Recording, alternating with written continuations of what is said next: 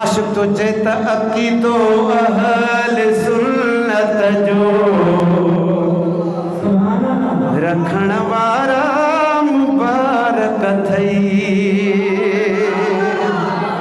अक़ीदो अहल सुन्नत जो रखण वारा मुबारक थई। सलातुने ऐं सलामन खे सलातुने ऐं सलामन खे पढ़ण वारा मुबारक थई।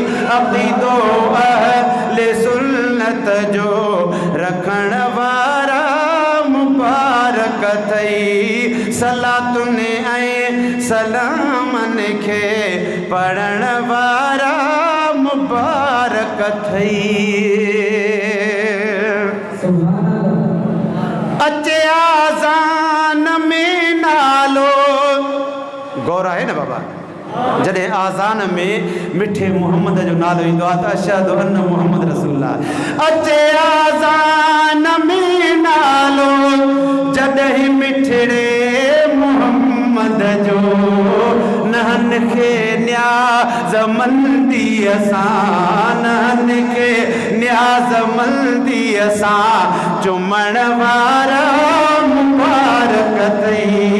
अक़ीदो अहल सुन्नत जो रखण वारा मुबारक थई। सलातुने ऐं सलामन खे सलातुने ऐं सलामन खे पढ़ण वारा मुबारक थई। ओ नबी जी आल सां महबत अम्मा आयशा खे इज़्ज़त सां है नबी जे आल सां महबत अम्मा आयशा खे इज़्ज़त सां उम्मुल मोमिनीन मञण वारा मुबारक थई मुबारक थई। बीड़े चांडे वारा मिठड़ा बीड़े चांडे वारा मिठड़ा मुबारक थई मुबारक थई। मोहम्मद खे आयो प्यारा मोहम्मद जा आयो प्यारा मुबारक थई मुबारक थई।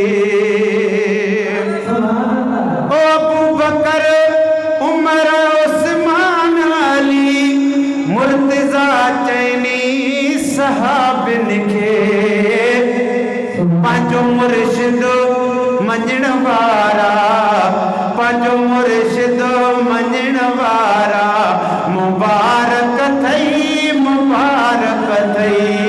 अक़ीदो अहल सुन्नत जो रखण वारा मुबारक थई।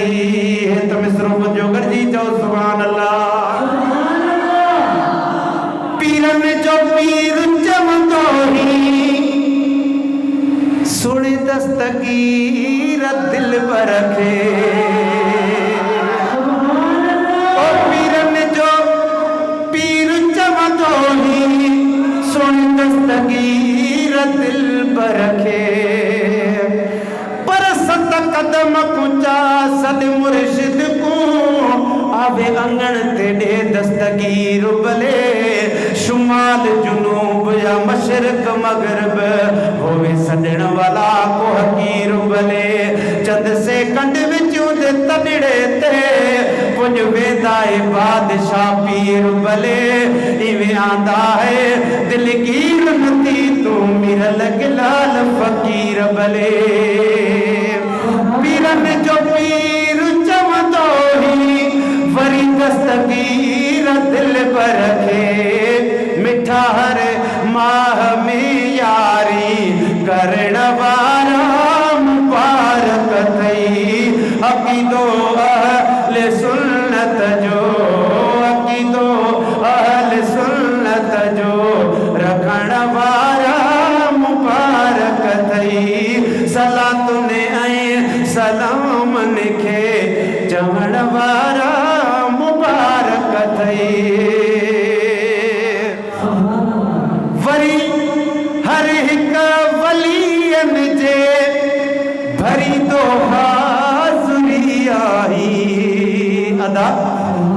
असांखे सभु वली अल्लाह जा अखड़ियुनि जा ठार आहिनि।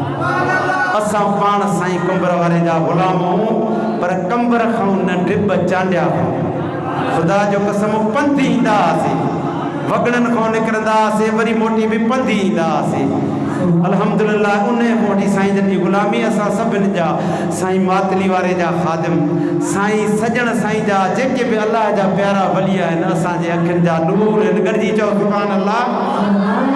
ओ वरी हर हिकु वलियनि जी भरींदो हाज़ुरी आहीं, सदन दरगाह ते दिल सां वञण वारा मुबारक अथई, अक़ीदो अहल सुन्नत जो रखण वारा मुबारक अथई।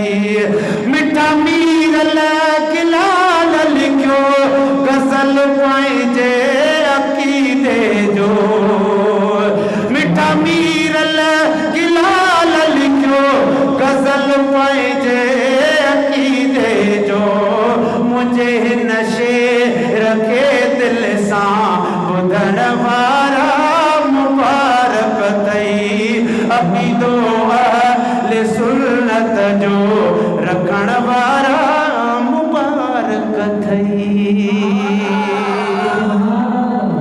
हिकिड़ो टिनि मिसरनि ते सूफ़ियानो अल्हम्दुलिल्लाह तमामु प्यारी शइ ते अची वई आहे।